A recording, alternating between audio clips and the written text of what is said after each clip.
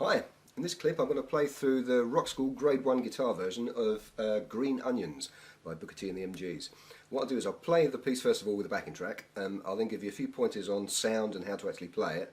I will then play it a second time with the backing track slowed down 20%, okay, so it's a bit easier to see what's going on. Finally I will then play it a third time with my own volume turned right down, so you'll have a visual reference of where you should be in the song, but a slowed down backing track you can practice along with.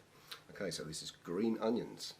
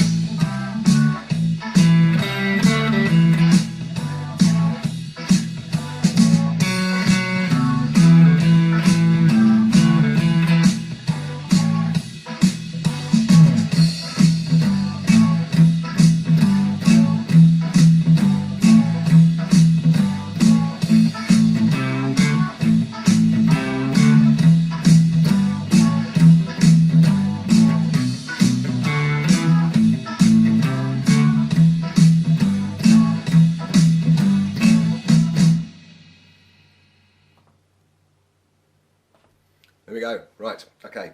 First thing, sound. I'm using my neck pickup, so it's nice and sort of smooth and rounded. You want to set up fairly clean, but with just enough overdrive, so when you start hitting it hard, it starts to clip a little bit. What I mean by that is if I just play a G chord, it sounds fairly clean, but as soon as I start hitting it hard, it starts to distort a little bit, okay? So just a little bit of edge, but not too much. Right, okay, now if you look at the very first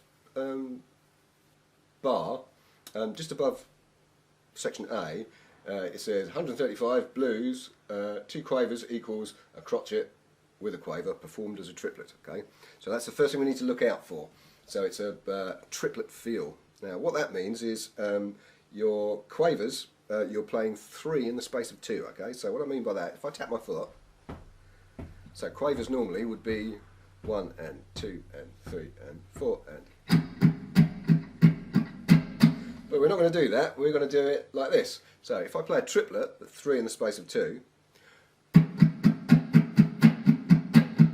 2, 3, 1, 2, 3, 1, 2, 3, 1, 2, 3. So our quavers are going to be kind of pushed apart. I play performing the first 2 as a crotchet and then playing the second one. So it's like hearing the first and third of those 3. So as soon as I play it, it will make perfect sense. So what we're doing is not this, not this, but this.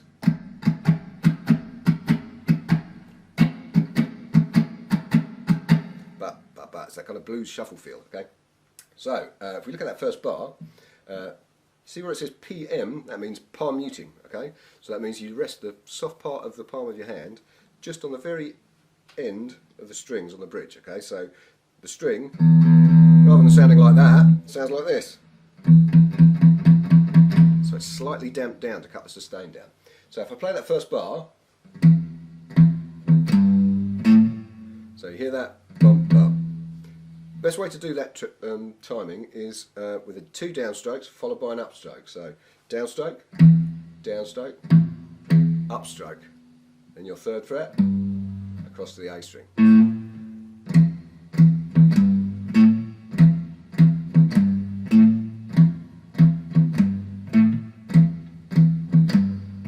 There we go. So that's the feel we're looking for, not which would be straight quavers. We want those swung quavers.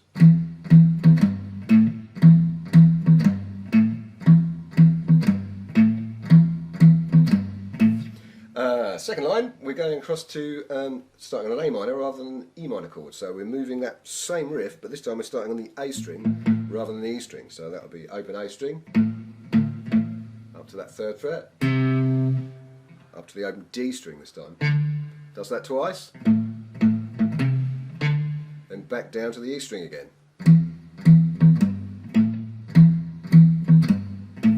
Then we have the same kind of riff, but this time, because it's over a B chord, we've got no open strings to use. So you've got to use your first finger at that second fret on your A string, then across to the G string, open, then second fret on that D string, down to the open A, back down to the E again.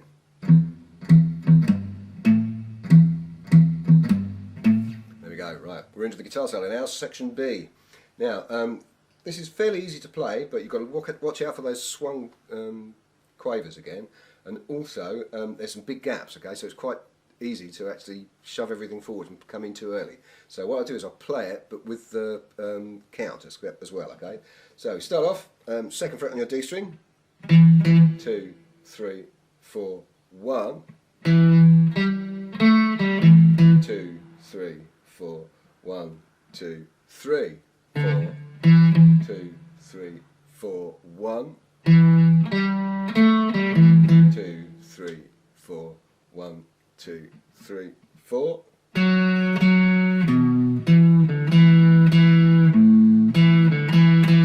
3, 4, 1, 2, 3, 4. So watch out for those gaps. Try and count the gaps so you can make sure you're staying in the same place.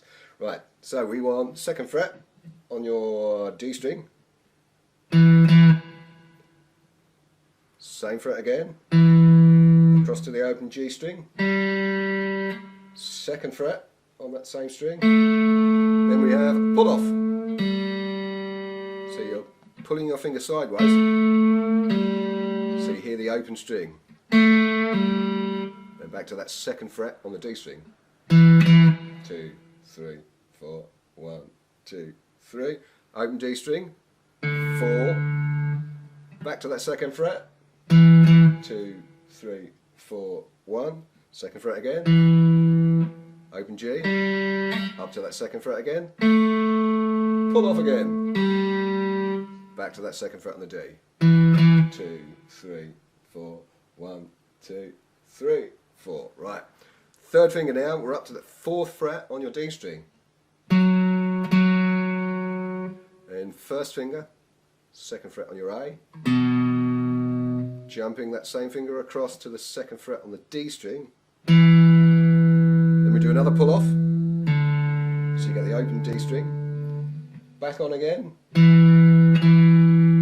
Down to the A string. Back to that D string. Another pull off. Back to that second fret again. Right, the end section, section C, is pretty much the same as the beginning, so we're back to that riff again. So, E string,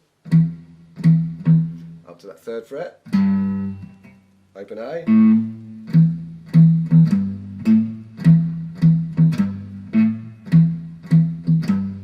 so you've got that 4 times, we're then across to the A string,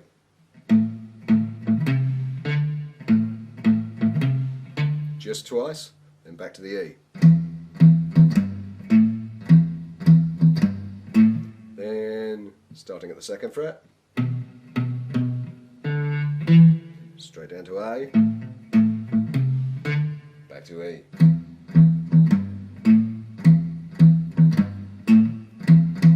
There we go, pretty straightforward. I'll play it now, slowed down 20%.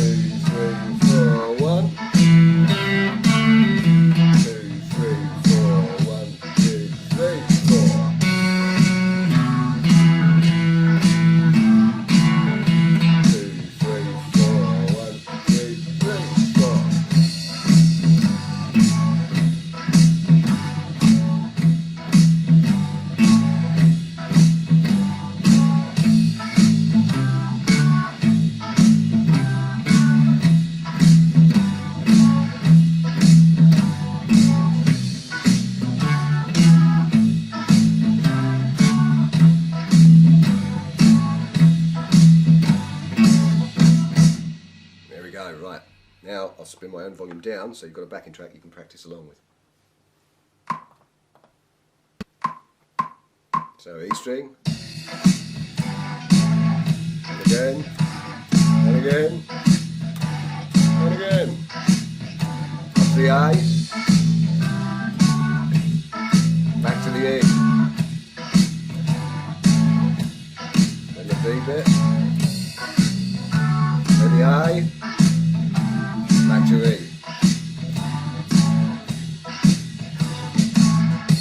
2, 3, 4, 1. 2, 3, 4, 1, 2, 3. 2, 3, 4, 1. 2, 3, 4, 1, 2, 3, 4.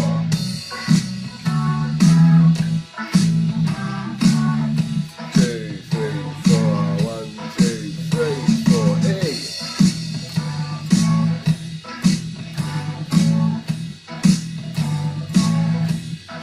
Up to A, back to E,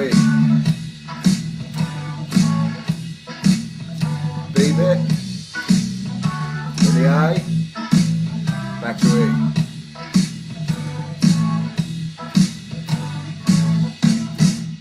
There we go, have fun.